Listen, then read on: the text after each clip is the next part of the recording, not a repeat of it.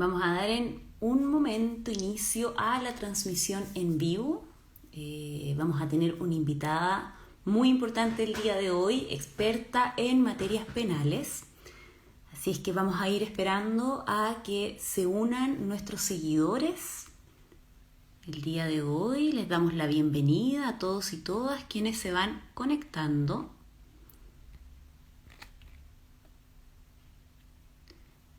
Bienvenidos, bienvenidas a todos y todas. Vamos a dejar acá un comentario fijado para que quienes se vayan uniendo en el intertanto puedan tener conocimiento respecto de la materia sobre la cual vamos a hablar el día de hoy.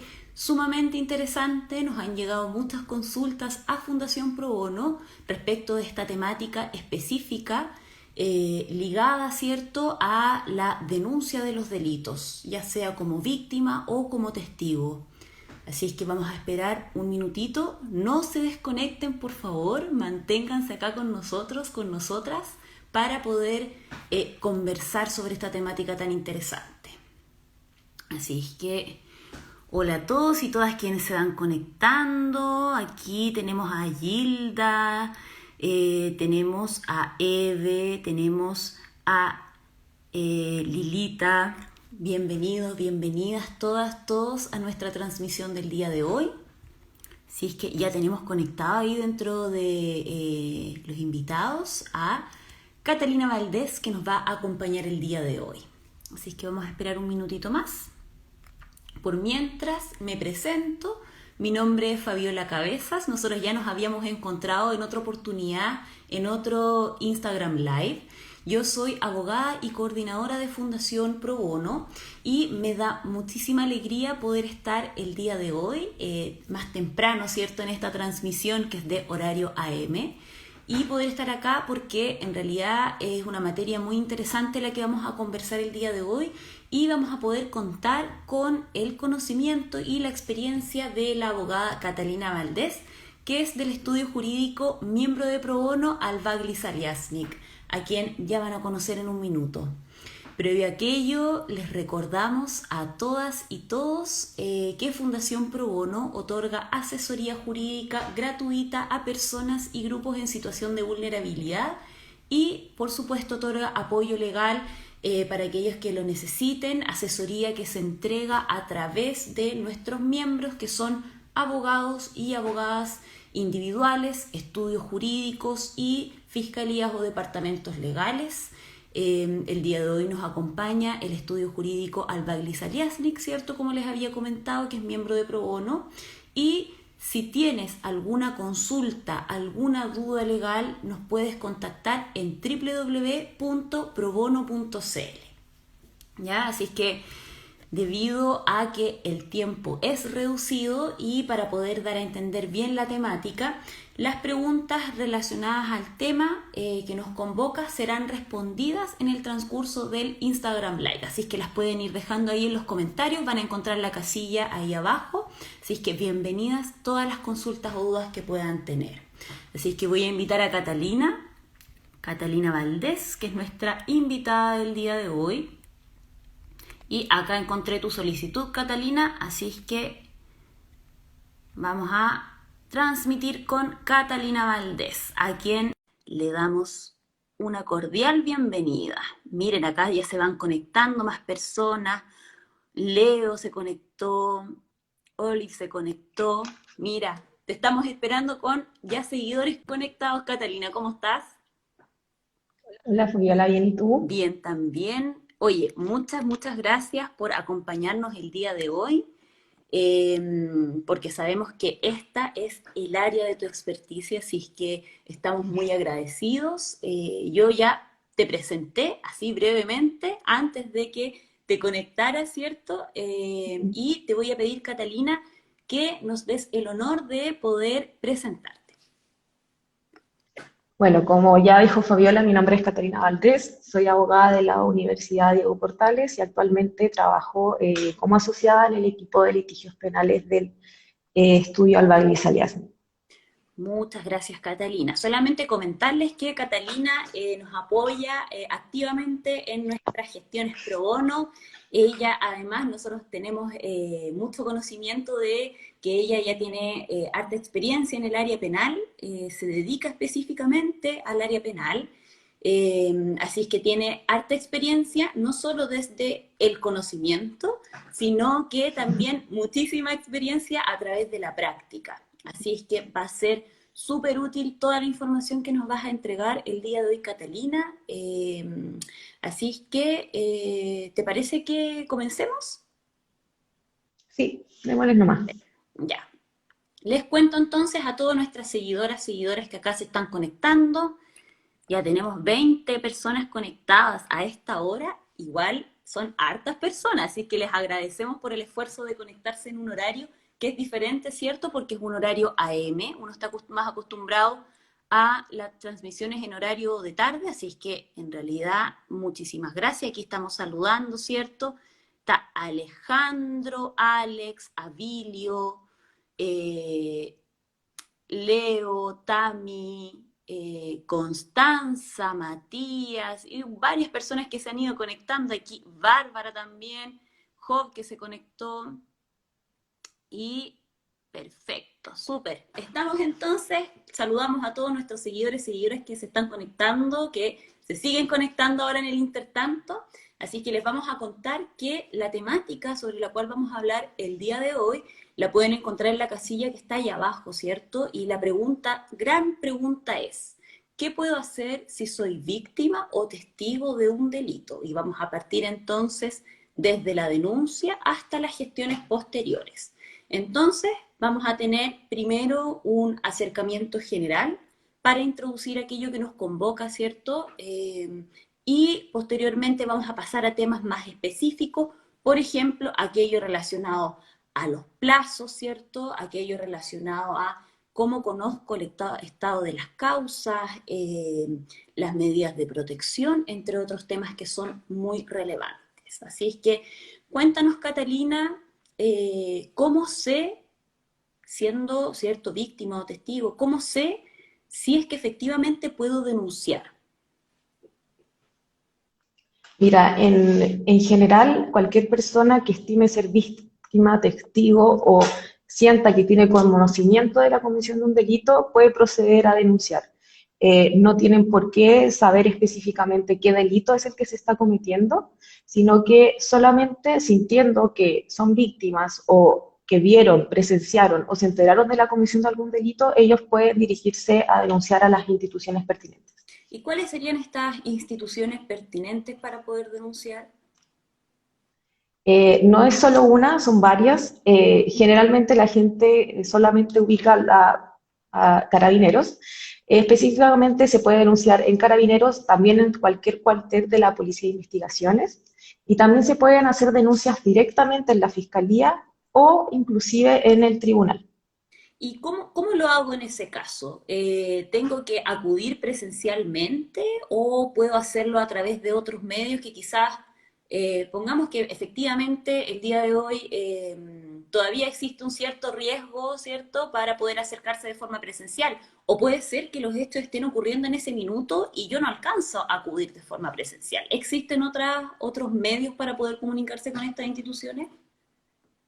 Mira, desde que empezó la pandemia, al menos la Fiscalía ha establecido correos electrónicos hacia donde las personas pueden interponer sus denuncias por escrito. Se envía este correo y ahí ya quedaría interpuesta la denuncia en estos casos. Eh, Luego de interponer las denuncias, también las personas pueden ir presencialmente y se les va a tomar una declaración verbal. Luego esto se va a remitir, sea cual sea la institución que se interpuso, se remite al Ministerio Público, a la Fiscalía competente en este caso para conocer la denuncia, que va a depender del lugar en donde se cometió el delito.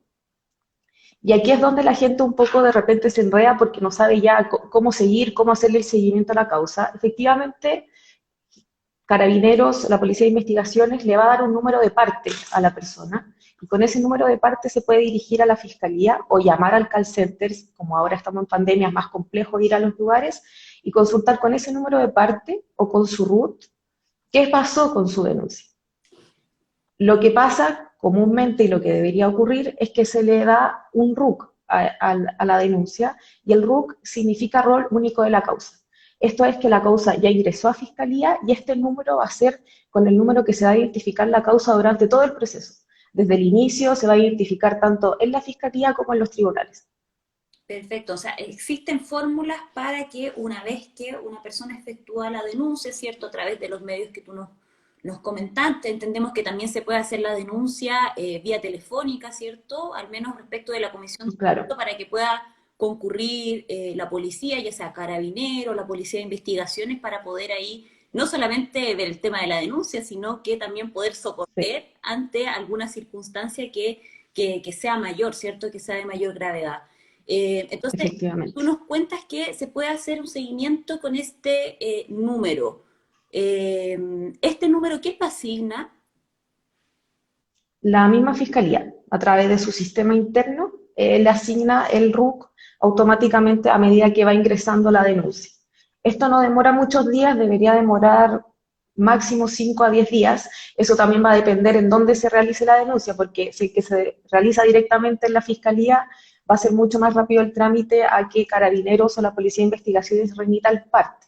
Pero en general es un trámite rápido, que no debería demorar mucho. Perfecto. Catalina, una consulta. Eh, ¿Solamente la persona que hizo la denuncia puede tener acceso a este número de individualización del caso? O, por ejemplo, si denunció a alguien que era testigo solamente del delito, ¿esa persona Ujú. igual puede tener conocimiento de lo que pasa con el caso o solamente las partes que están involucradas? O sea, en estricto rigor, el testigo que interponga la denuncia va a aparecer en el sistema como denunciante. Entonces, de una u otra forma podría tener acceso a esta información, pero en un principio las investigaciones son secretas. Entonces, en un principio la investigación la conocen los intervinientes. En este caso, el testigo que denuncia es denunciante, entonces va a poder ingresar a este RUC y a la información de la causa. Los testigos también pueden ingresar a la información de la causa para tener conocimiento en algún momento cuando los citen a declarar sobre qué están declarando. Ya, perfecto. Y una vez entonces que ya tengo este número, ¿cierto? De la causa. eh, por supuesto que también ya tengo conocimiento en qué fiscalía está, ¿cierto? Porque hay distintas fiscalías según el lugar, Sí. ¿cierto? El lugar en que ocurrió este delito. Y Ujú. ahí, antes de pasar al tema de las gestiones posteriores, eh, se supone que entonces cuando yo llamo para consultar el número, ¿cierto?, del caso, para tener un número de seguimiento y de identificación, ahí mismo me tienen que decir en qué fiscalía está la investigación o no necesariamente. No, efectivamente, cuando ya la causa tiene un RUC, también ya va a estar en una fiscalía específica. Entonces, al llamar, probablemente le van a dar el RUC, van a decir en qué fiscalía está y si es que ya han pasado un poco más de días, también esta causa se tiene que radicar en algún fiscal. ¿Qué fiscal va a tener la causa? Va a depender tanto de la materia, porque los fiscales están divididos por especialidades dependiendo del tipo de delito, delito económico, delitos sexuales, delitos contra la propiedad, y también dependiendo de la complejidad que tenga esta causa. Ya, ¿y de qué va a depender si es que está en una u otra fiscalía? Porque claro, si los hechos, por ejemplo, ocurrieron en Puente Alto, por poner un ejemplo, ¿ya? O los hechos Ujú. ocurrieron en la comuna de Ñuñoa, pongamos, ¿ya? Puede ser que se radique en una fiscalía de una región distinta o necesariamente va a estar en una fiscalía cercana. No, va a estar en una fiscalía cercana. Sería un error probablemente del sistema de fiscalía enviarla a una que esté lejano al lugar en donde se cometieron los hechos, porque efectivamente la competencia tanto de la fiscalía como del tribunal va a depender del lugar donde se cometió el delito. Ya, perfecto. Entonces, ya tenemos la información básica, ¿cierto? Para iniciar el seguimiento a la causa, que sería el número de identificación de la causa, ¿ya? Ajá. Y además la fiscalía en la que se encuentra la investigación, ¿cierto? Sí. Tercero, entonces, nos faltaría la información sobre ahora dónde acudo, ya con esa información. Entonces, la pregunta es, ¿Puedo solicitar gestiones directamente ante esta fiscalía? ¿Con quién tengo que hablar? ¿A dónde tengo que acudir? ¿Tiene que ser presencial o puede ser virtual? Entonces, partamos por lo primero. ¿Cómo puedo solicitar las gestiones, cómo puedo solicitar gestiones directamente a fiscalía? ¿Es directo en el mesón de fiscalía o tengo que hablar con el fiscal o la fiscal asignada al caso específico? Respecto a todo eso, a cómo obtener la información, a solicitar diligencia y todo, siempre van a haber dos opciones, pero actualmente debido a la pandemia, la Fiscalía está solicitando que se prefiera la virtual.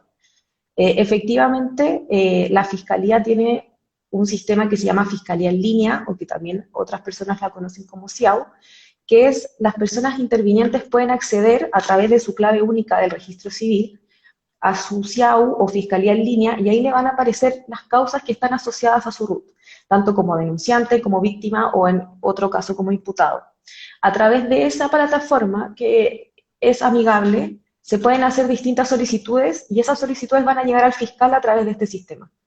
En esa plataforma tanto se puede pedir una entrevista con el fiscal, porque yo tengo algunos quiero hablar algo con él como víctima o testigo, también puedo aportar antecedentes, por ejemplo, le puedo solicitar diligencias al fiscal y para esto no es necesario tener un abogado. Derechamente yo puedo ingresar como persona natural al sistema Fiscalía en línea y ahí voy a poder hacer todas estas solicitudes.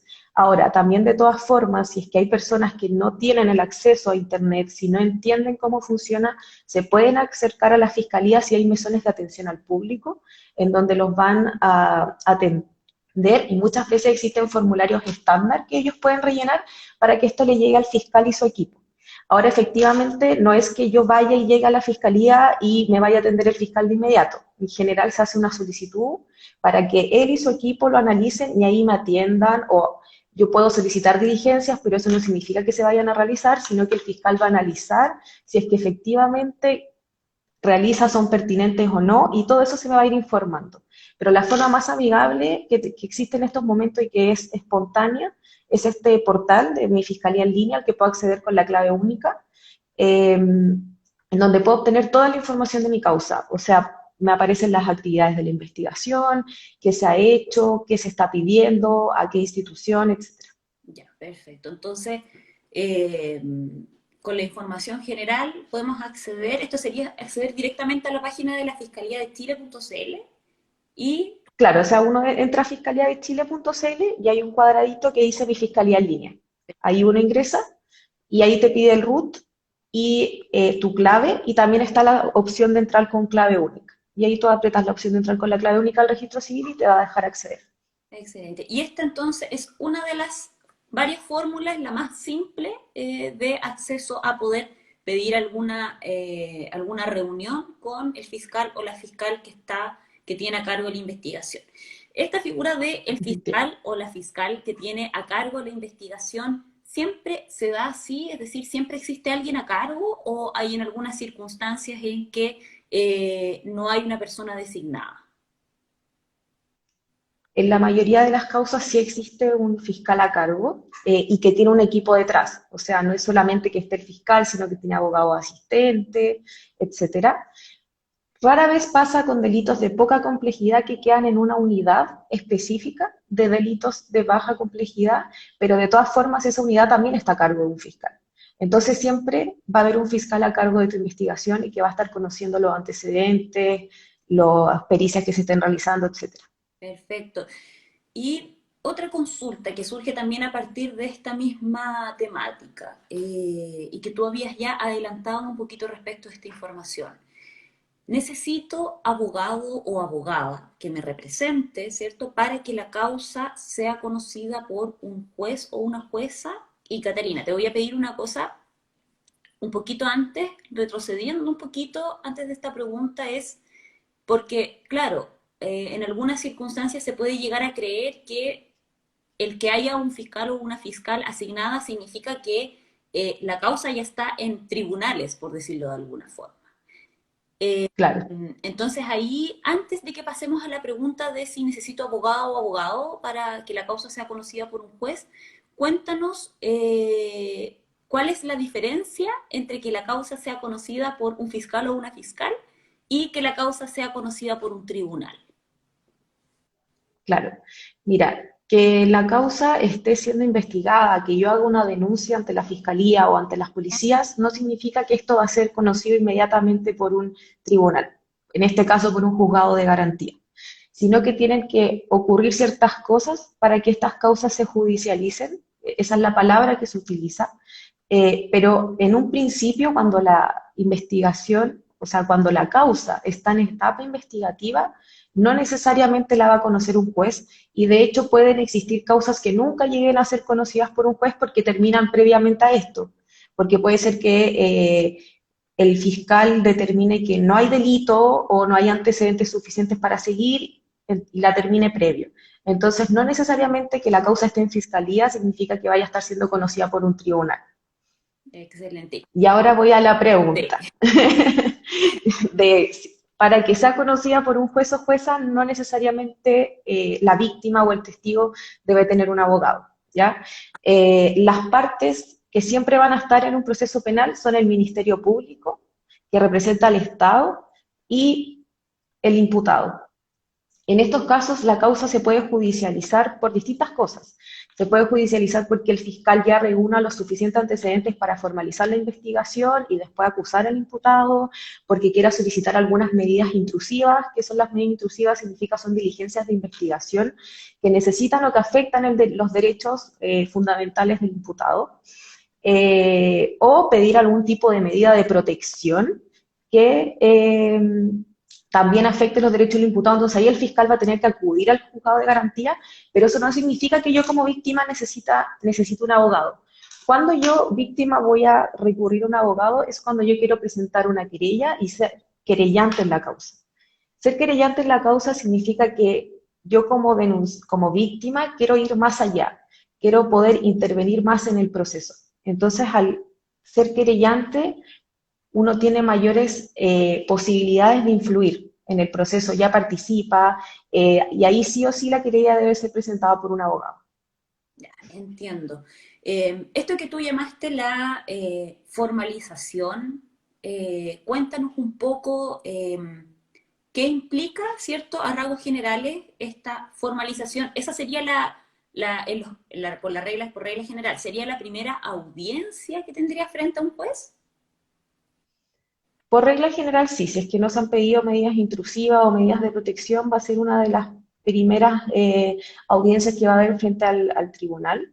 En este caso, lo que hace la fiscalía es determinar y informarle al imputado qué es lo que está investigando, qué hechos está investigando, por qué delito, por qué autoría. Es una audiencia y es una etapa del procedimiento que es una garantía más para el imputado, para que él sepa el por qué se le está investigando y bajo qué delito. Perfecto. Muchas gracias, Catalina. A quienes se han unido en estos últimos minutos, les recordamos que el día de hoy estamos conversando respecto a qué puedo hacer si soy víctima o testigo de un delito, ¿cierto? Partiendo desde la denuncia del delito hasta las gestiones posteriores. Y nos acompaña el día de hoy Catalina Valdés, abogada asociada del área penal del estudio jurídico Alba Gris Aliasnik. Así es que les seguimos dando la bienvenida a quienes se van uniendo el día de hoy. Sigamos entonces con nuestra temática. Ahí nos quedó una duda respecto de lo último que conversamos. ¿Quién es el imputado? El imputado es a qué persona corresponde dentro del proceso.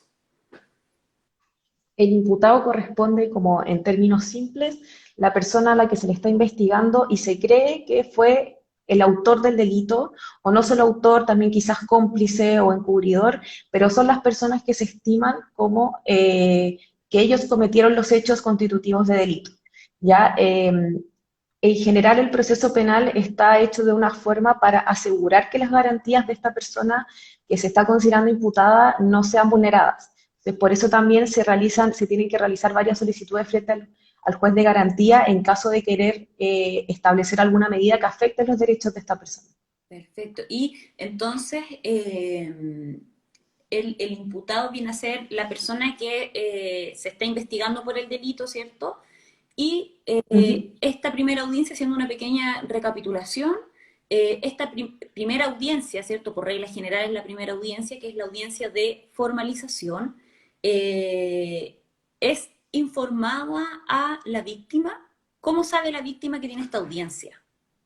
Y si es que tiene que ir o no.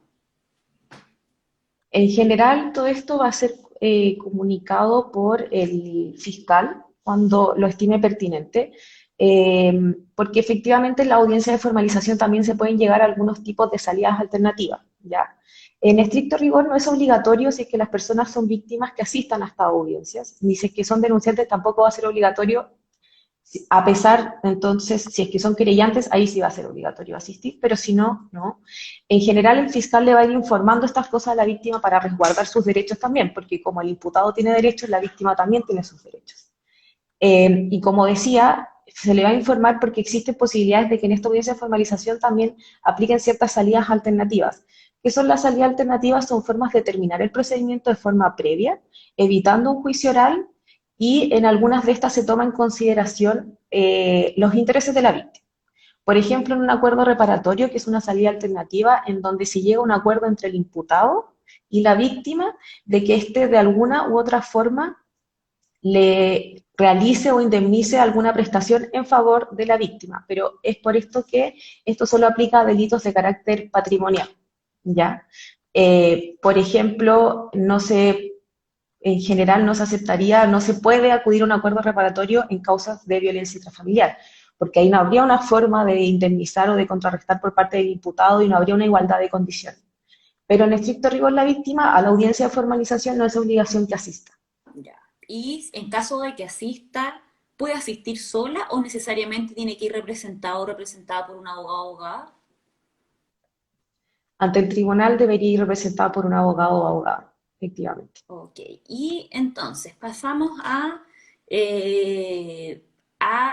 el conocimiento respecto de lo que ha hecho el Ministerio Público, ¿ya? Porque, por supuesto, conversamos en un momento que se puede pedir estas audiencias, ¿cierto? Uno puede ir a dejarle al fiscal o a la fiscal los documentos, si por ejemplo tiene algún documento que sirve de prueba o algún antecedente, algún video, etcétera. Y además le puede solicitar que haga algunas diligencias, ¿cierto? Sin necesidad Ujú, de contar con un abogado, como tú nos comentabas. claro. Sin perjuicio de aquello, claro, todo aquello se puede solicitar, pero ¿cómo sé yo que algo se hizo? ¿Cómo sé que hay algún avance en la investigación? Si, por ejemplo, yo acompañé documentos, quiero saber si están efectivamente incorporados en algún antecedente que se pueda acompañar posteriormente a el tribunal, ¿cierto? Y aquí pasamos al tema de aquello que es la carpeta investigativa. Cuéntanos, Catalina, ¿qué es la carpeta investigativa? ¿Y por qué tiene tanta importancia? Sí, la carpeta investigativa es, como dice la palabra, una carpeta en donde el fiscal va reuniendo absolutamente todas las diligencias, todos los antecedentes que se ha reunido durante la investigación, tanto los que aporten las partes, el imputado, víctima, querellante, así como los informes, por ejemplo, policiales que pueden llegar tanto de la Policía de Investigaciones, de Carabineros, o informes periciales que realice, por ejemplo, el Servicio Médico Legal. La carpeta investigativa es lo que nos va a decir qué ha hecho el fiscal todo este tiempo.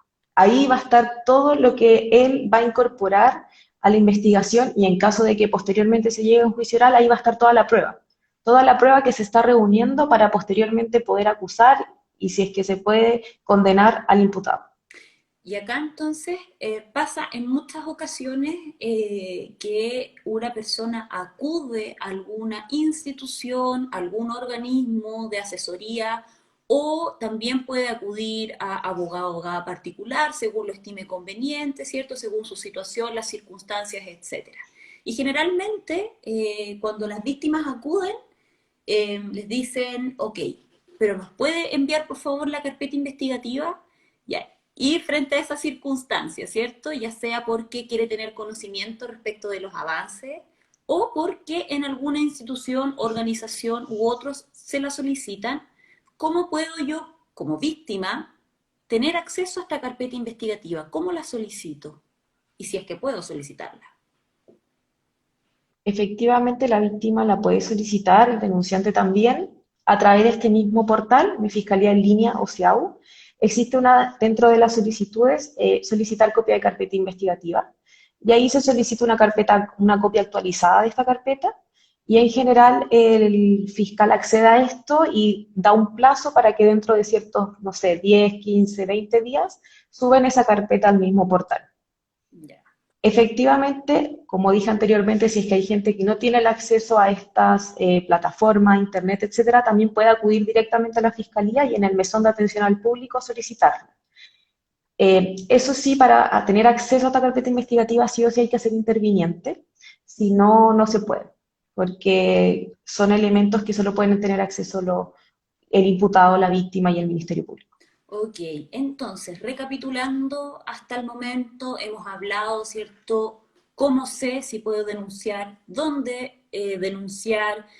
¿Cómo debo hacerlo? Si puedo solicitar gestiones directamente ante el fiscal o la fiscal. ¿Cómo sé que fiscal tiene a su cargo la investigación? La diferencia entre las labores que efectúa Fiscalía y las labores de un tribunal, que son cosas totalmente distintas y ahora tú nos cuentas ¿cierto? ¿Cuál es la primera audiencia que por regla general se lleva a efecto? Y nos cuentas ahora qué es la carpeta investigativa, por qué es tan importante. Y ahora pasamos a dónde puedo revisar el estado de mi caso, ¿ya? Porque digamos, ok, yo ya entregué esta carpeta investigativa ante la institución, la organización en que me lo pidieron para poder evaluar el caso, y ahora me interesa saber cuál es el estado de mi causa, porque ya sea porque me lo preguntaron en esta organización o porque sencillamente necesito tener esa información para saber los avances. Aquí hay que distinguir entre qué estado quiero saber, si en etapa de investigación o cuando ya se encuentra judicializada. Efectivamente, si es netamente etapa de investigación y querer saber en qué está lo que ha hecho el fiscal, nuevamente se encuentra toda esta información en mifiscaliaenlinea.cl y ahí hay un apartado donde dice actividades de la investigación, estado de la causa vigente, va quedando registro de todo lo que realiza el fiscal, si es que solicita alguna audiencia, si es que quiere tomar alguna decisión de terminar la causa. Ahí yo puedo saber en qué está. Ahora, ya si quiero saber más profundamente, también puedo solicitar una entrevista con el fiscal para conversar con él y señalarle lo que yo estoy haciendo. Y en caso de que la causa ya esté judicializada, ya haya existido una audiencia de formalización y se vaya a seguir avanzando en el proceso, también ahí se puede revisar en pjud.cl con el RUC nuevamente de la causa, se ingresa al RUC y ahí va a aparecer la causa con un RIT, que es el rol interno del tribunal. ¿Ya? Entonces, son dos lugares distintos donde se va a revisar. En el PJUD no aparecen las actividades de investigación que se han realizado, sino que los escritos presentados por el Ministerio Público, por el querellante y las resoluciones del tribunal, mientras que las actividades netamente de investigación están en mifiscalía.cl. Perfecto. Y en el caso de que quien quiera tener conocimiento de esto es el testigo, porque, ok, si yo soy testigo de un delito, probablemente me viene al tiro la idea de me van a llamar a declarar en algún momento. Yo voy a tener que decir qué es lo que vi de esos hechos, ¿cierto?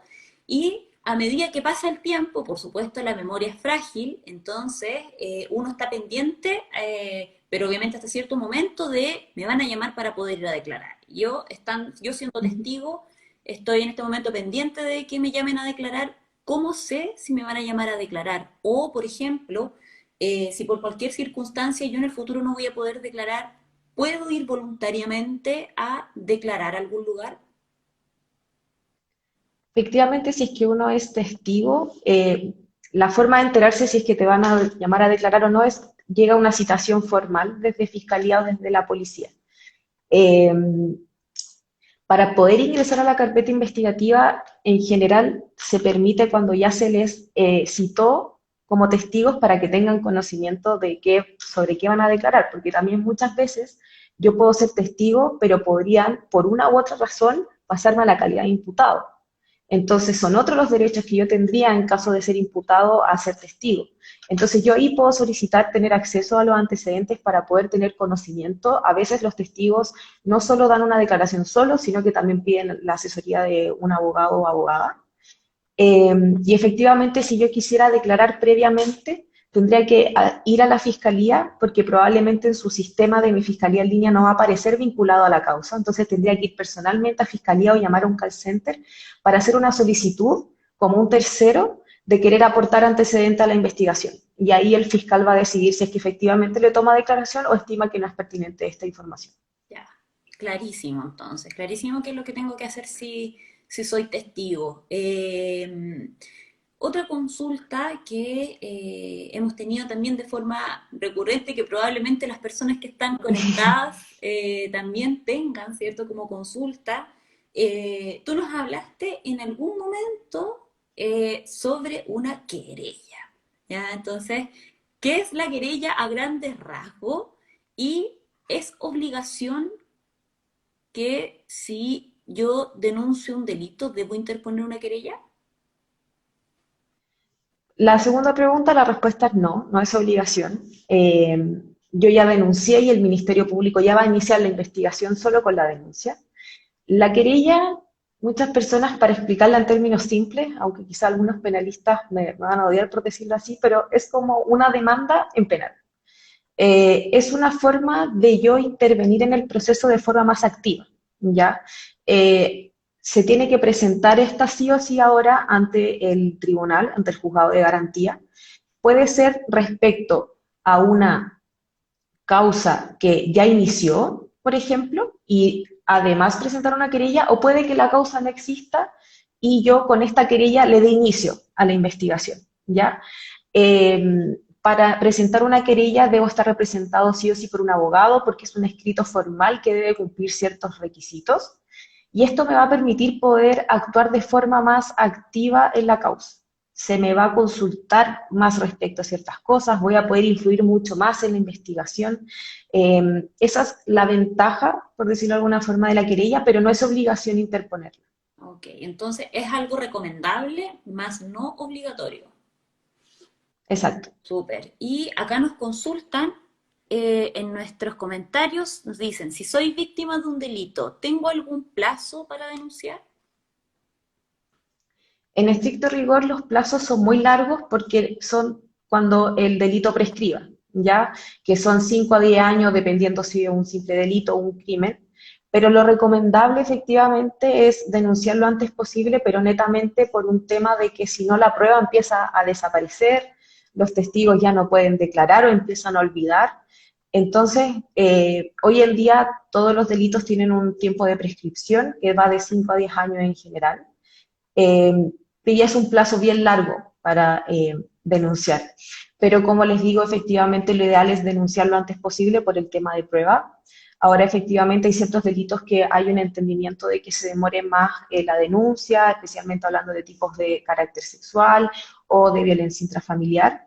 Eh, pero en estricto rigor el plazo es bien largo, 5 a 10 años. Entonces existe un amplio plazo para poder denunciar y da lo mismo si han pasado 3. Yo si fui víctima o fui testigo de este delito, lo puedo denunciar. Perfecto. Y ¿qué, por ejemplo, en aquellos casos que tú nos comentas, que pueden ser casos más complejos en que una persona siendo víctima de un delito requiere alguna forma de protección? Porque, por ejemplo, vive en el mismo lugar que la persona que cometió el delito, o, por ejemplo, tienen contacto porque van a los mismos lugares y, por supuesto, tiene temor de que esa persona pueda volver a cometer este delito o pueda cometer un delito distinto contra su persona, contra sus bienes o su seguridad, ¿cierto? O contra personas que tiene, a las cuales tiene a su cuidado. Pensando también en los casos de madres o padres, ¿cierto?, que tienen a su cuidado a hijos o hijas que son menores de edad. ¿Hay alguna medida de protección para estas víctimas?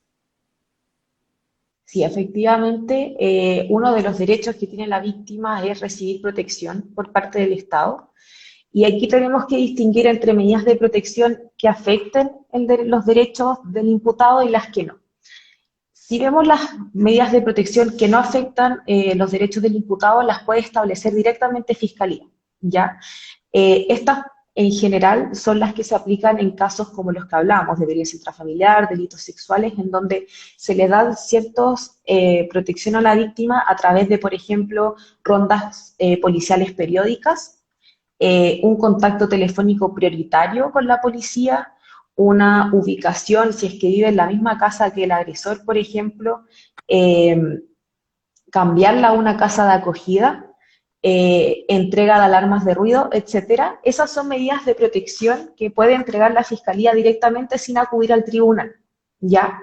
Ahora, en caso de que ya se estime necesaria una medida de protección que afecte directamente los derechos del imputado de forma más severa, como por ejemplo una orden de alejamiento o ya llegando al mayor extremo, una prisión preventiva, ahí el fiscal va a tener que acudir al tribunal para pedir la autorización para que se decreten estas medidas de protección. Pero como les digo, existen estos dos tipos de medidas y por mientras que quizás se decreta una medida que afecta más los derechos del imputado, se pueden decretar las otras y así se puede armar un conjunto de medidas de protección para que así la víctima se sienta protegida.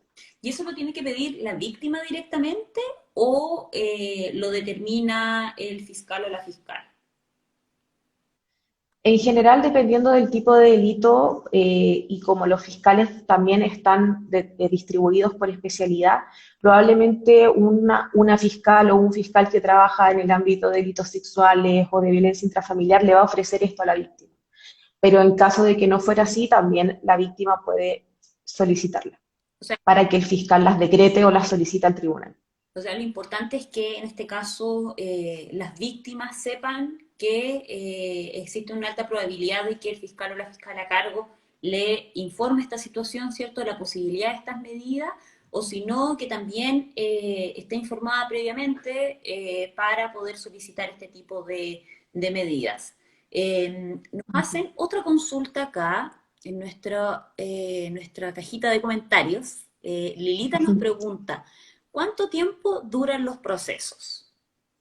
Muy buena pregunta. Sí, lamentablemente hoy en día los procesos penales no son muy rápidos, en especial teniendo en cuenta el contexto de la pandemia. Eh, entonces va a depender mucho de la complejidad del delito, del tipo del delito, pero el proceso en sí puede ser muy largo. Ya podría llegar a durar 1 o 2 años, pero por ejemplo todas estas medidas de protección se van solicitando antes, o sea, no necesito que la causa esté terminada para yo solicitar una medida de protección, sino que estas medidas de protección van a ser durante todo el proceso. Yo la puedo solicitar desde el día 1, desde que presenté la denuncia. Pero en general son procesos largos porque tenemos que pensar que nosotros interponemos una denuncia, esto llega al fiscal y el fiscal empieza a decretar diligencias. Y en general esas diligencias no las realiza directamente el Ministerio Público, sino que las tiene que remitir a otras instituciones. Instituciones como la Policía de Investigaciones, como los Carabineros o como el Servicio Médico Legal. Y es aquí en donde muchas veces las instituciones lamentablemente en Chile están colapsadas y demoran más de lo que debería. O sea, el fiscal pide un informe para que esté listo en 30 días y en general va a estar listo en 3, 4, 5 meses. El fiscal comienza a reunir toda esta información y de ahí va a decidir si formalizar o no, que ahí podrían pasar 6 meses, un año, y ahí desde la formalización el fiscal va a seguir investigando. Entonces son procesos relativamente largos, pero en donde se pueden ir haciendo cosas, ¿ya? En general, lo que uno tiene en mente es que la causa termina por una sentencia, ¿ya? Pero en Chile, en general, las causas terminan mucho antes de llegar al juicio oral a través de como las salidas alternativas que yo explicaba, o cuando el fiscal estima que no hay suficiente antecedente, se termina antes. Pero si es que estimamos una causa que cumple todo el proceso en estricto rigor de investigación, formalizar, acusar y llegar a un juicio oral, esto podría ser 1, 2, hasta 3 años. Perfecto. ¿Y uno podría estar como víctima durante todo el proceso sin contar con un abogado o abogada? ¿Es posible? Yo sé que tú nos habías comentado de que es recomendable, pero no es obligatorio, ¿cierto? Pero cuéntanos si existe esa posibilidad. Sea, efectivamente, yo puedo estar como víctima durante todo el tiempo que dure el proceso y teniendo un contacto directo con el fiscal para ir señalándole cuáles son mis inquietudes, mis necesidades, si creo que algo está bien o está mal, pero efectivamente, como dije, no va a poder comparecer, por ejemplo, las audiencias que se vayan dando con el tiempo. Ya, perfecto, Catalina. Y llevamos a las últimas preguntas, ¿cierto? Ahí vamos a recoger algunas que también nos han hecho acá en el chat, pero surge la duda de que si yo soy testigo de un delito y lo denuncio, pero me da miedo de que tomen represalias contra mí, ¿ya? Por haber denunciado estos hechos, porque por ejemplo son hechos bastante graves, ¿cierto? Y me da un poco de temor qué es lo que pueda pasar con mi integridad si lo denuncio. ¿Existe la posibilidad de hacer denuncias anónimas? Sí, existe la posibilidad de hacer denuncias anónimas, por lo que tengo entendido, pero de todas formas también todas estas medidas de protección que yo señalé para la víctima también se les puede aplicar a los testigos que realicen la denuncia. Ya, Sobre todo cuando sean delitos que uno pueda temer por su integridad física, psíquica, por mis bienes, etcétera. ya, entiendo. Y aquí nos consultan, Eve nos consulta. En el caso de violencia intrafamiliar, cuando la mujer no quiere presentar denuncia, igual el Ministerio Público realiza una investigación. O sea, va a depender si es que si es que alguien le hace llegar esos antecedentes al Ministerio Público, a no ser que el Ministerio Público le hizo una investigación de oficio, pero va a ser muy complejo, yo creo que puedan enterarse de oficio o como por su iniciativa de algún caso de violencia intrafamiliar. Efectivamente, el Ministerio Público puede iniciar la investigación en caso de que, por ejemplo, un familiar de esta mujer víctima de violencia realice la denuncia. Ahí efectivamente el Ministerio Público puede realizar una investigación, pero siempre, y en específico, estas unidades que son especializadas en violencia de género, delitos sexuales o violencia intrafamiliar, lo hacen con cierta recato, porque también tenemos que entender que si el imputado se llega a enterar puede tener algún tipo de represalia y también tienen que llevar a cabo todo un proceso psicológico con la víctima, porque por algo la víctima no quiere denunciar y también tienen que tener mucho cuidado en una sobrevictimización de la persona. Entonces, efectivamente, si yo familiar, yo amiga, yo conocido de una persona, de una mujer víctima de violencia, sí, puedo interponer la denuncia y probablemente el Ministerio Público va a empezar la investigación, pero siempre con estos recatos porque al final es todo un proceso para estas víctimas, el proceso penal también. Claro, por supuesto, no solamente está la arista jurídica, ¿cierto? O la arista legal, Sí.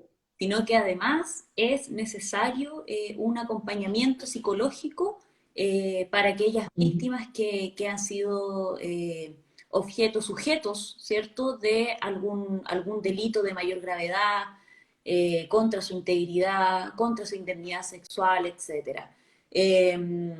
Estamos entonces con mucha información súper clara, Catalina. Hicimos un recorrido bastante amplio desde la etapa Ujú. inicial, qué pasa si yo veo un delito, se está cometiendo un delito, o si yo soy víctima de un delito, qué es lo que tengo que hacer, cómo puedo denunciar, ¿cierto? ¿Cómo puedo acceder a la carpeta investigativa? ¿Cómo es el estado actual de mi causa? Si existe algún plazo para denunciar. ¿Quién me va a ir informando lo que pasa en el proceso? ¿Tengo que hacerlo yo? ¿Tengo que hacerlo un fiscal? Todas esas preguntas ya fueron resueltas en esta transmisión en vivo, así es que ya vamos a ir cerrando en honor al tiempo, vamos a ver si nos queda alguna de las preguntas, no, fueron todas respondidas, así es que nosotros también le agradecemos a nuestras personas nuestros seguidores, ¿cierto? Las personas que son seguidoras de nuestras redes, a todos quienes permanecen conectados hasta este momento y quienes hicieron sus consultas, quienes entraron para poder informarse por sí mismo o para poder apoyar a otras personas, ¿cierto?, que están en esta situación. Muy importante poder entregar la información certera, la información objetiva y la información correcta como nos pudo informar el día de hoy, valga la redundancia, nos pudo informar Catalina. Así que le agradecemos muchísimo por todo su tiempo, su conocimiento. Desde Fundación Pro Bono, recuerden que sí, que nosotros estamos siempre atentos a todas sus consultas, sus inquietudes y que nos pueden contactar en www.probono.cl para poder apoyarlos, ayudarlos, ¿cierto?, en todas sus consultas, ya sea que eres una persona víctima de un delito, un testigo de un delito y también todas nuestras otras áreas que abarca Fundación Pro Bono, que tiene que ver con el acceso a la justicia, ¿cierto? Y poder apoyar legalmente a aquellas personas que lo requieren. Así es que Catalina, muchísimas gracias por tu tiempo, muy amena la conversación, espero encontrarnos en otro momento, así que te doy ahí unos minutitos para que también puedas despedirte de nuestros seguidores que nos siguen viendo en este momento. Sí, bueno, muchas gracias a todos también por conectarse y nada, más que nada recordarle a todas las personas que tanto muchas veces vemos que los imputados tienen derechos, las víctimas también tienen derechos, así que si estiman pertinente realicen las denuncias para que éstas sean investigadas. Muchas gracias también a la Fundación Pro Bono por esta oportunidad. Muchas gracias Catalina, muchas gracias a ti, muchas gracias al Estudio Jurídico Albaglis Aliasnik también por acompañarnos el día de hoy. Así es que les damos un cordial saludo a todas las personas y que tengan una excelente tarde. Hasta pronto. Chao. Chao, chao.